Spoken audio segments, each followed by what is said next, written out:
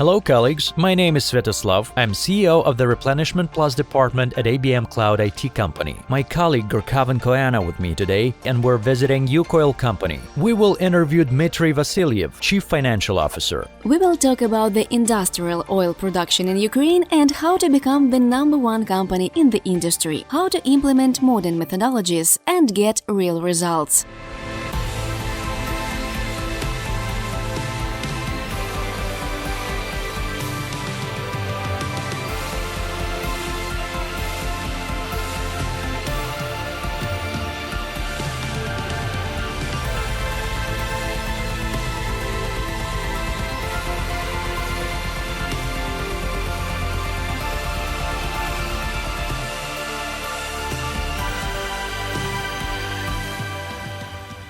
Hello Dmitry, please tell us a little bit about your company. For how long are you on the market? What's the business profile of the company? Perhaps what issues your company is facing with? Hello Svetoslav. Our company is perhaps quite old by Ukrainian standards.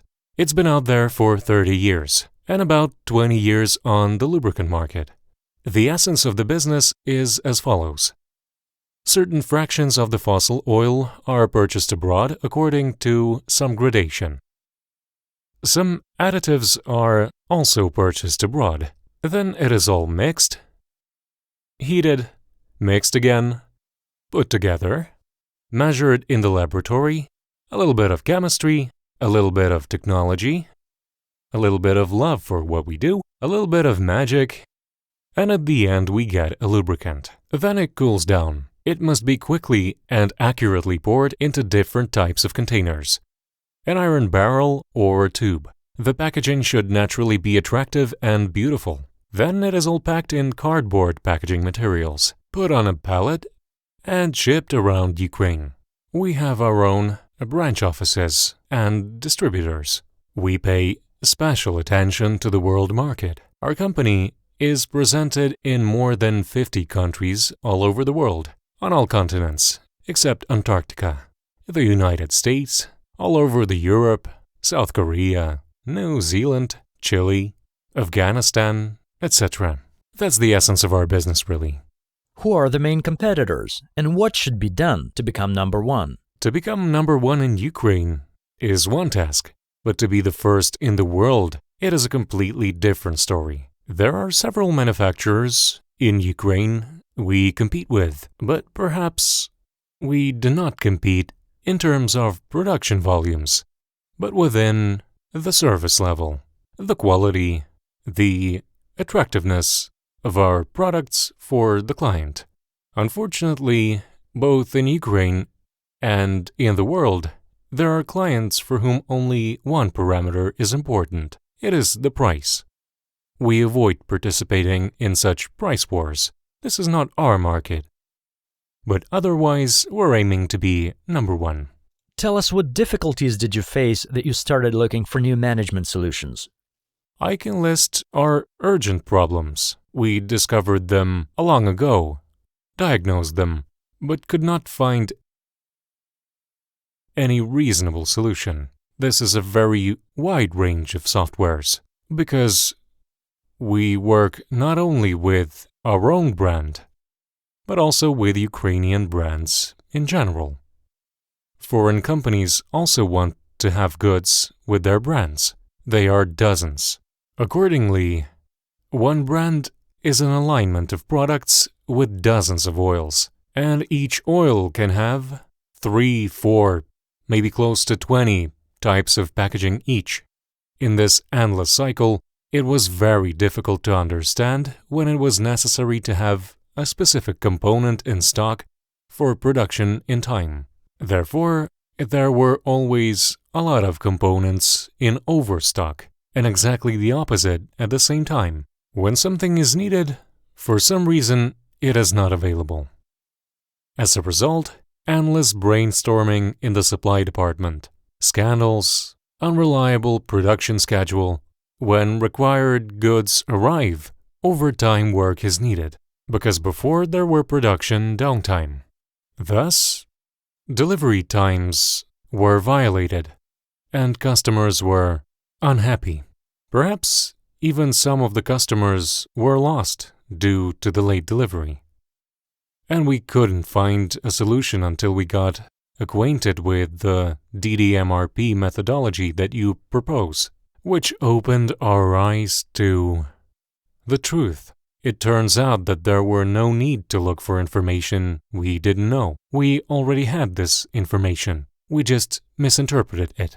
What can you say about what you already have done? What's already automated at the enterprise? And what are your further plans for development and automation?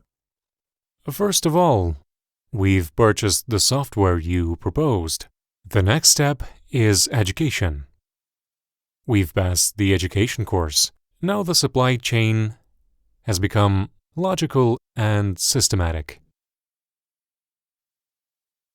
The production cycle has become smooth,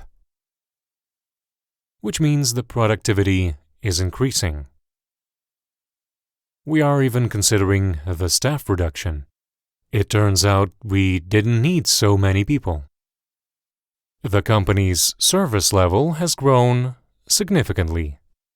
It is the correlation between fully shipped at the right time orders and the total volume of orders.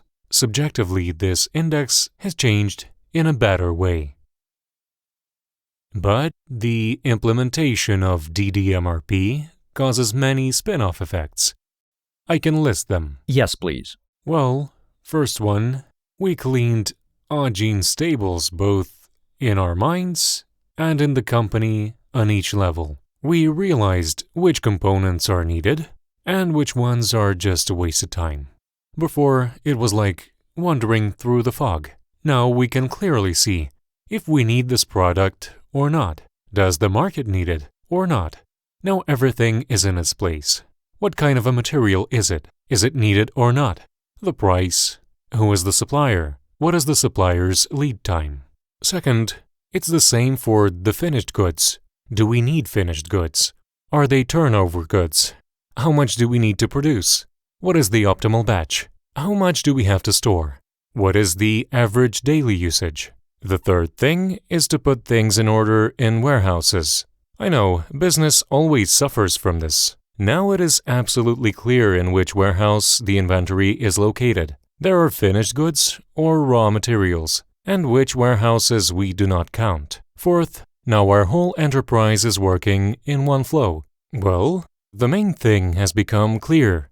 We understood that the disorderly accumulation of information does not lead to success, because each event has the meaning only in the context of other events that happened before, or those that are happening now, or will happen in the future with high degree of certainty. The flow, as you call it in your methodology, it makes sense to consider a fact in the flow. If it's taken out of the context, it's worthless. Instead of helpful information, we can get nothing more than incoherent knowledge. Dmitry, tell us please how you choose the system and what was the key factor? I think it happened accidentally. The fact is, we invest a lot of money in personnel training, and we have a lot of people traveling to different educational seminars. Unstoppable education, you might say. At one of such seminars, our sales manager met yours. Then she persistently offered a webinar, and we agreed. We discussed and agreed that this is the solution we were looking for, but did not know about it before. We got interested, and it works now. Innovations are never easy. How did your company and your team get through this turbulent zone? Of course, there were some problems, but we have a close-knit team, so everyone understood we are all in the same boat, and the future of the company depends on us, as does the future of each employee. Therefore, there was only small opposition. We've been able to overcome it, but unfortunately not completely. We also need to work on this. First of all, any technology is not going to replace people. You and your team completed the DDMRP training courses. How did it affect the project? It did affect. I believe the training has a positive impact, and I think it is necessary for everyone. Because superficially, you cannot understand the methodology. You need to attend the course for at least a day or two. And I recommend those who will use it in the future Be sure to learn. What goal did you set for the company when choosing a software? And what do you think, did you achieve it? We set ourselves modest goals to help the sales department, to help the supply department, and to help the production planning department. The word help, this is the modest one we set as a goal. We achieved everything, even saw the perspective. It did not just help us, but let us change our worldview completely. Who are the end users of the system? First of all, they are production managers and supply managers. They are a wide range of people. Also, this is the chief industrial engineer and IT department. And also, due to the fact that interface is very colorful and clear, of course, managers and CEO also look into the program from time to time. At the end of our conversation, I would like you to give advice to other companies who have just started looking for a solution and are studying the DDMRP methodology. To fully explore it, after all, you must learn to disregard some events, but pay attention to the flow of the information. And, of course, to invest in staff. Because if there are no people who would rush into something new with burning eyes, it would be pointless to even start. Thank you very much. Don't forget to like and subscribe to our channel. There are many interesting and useful videos with representatives of various industries. We make innovations affordable for business.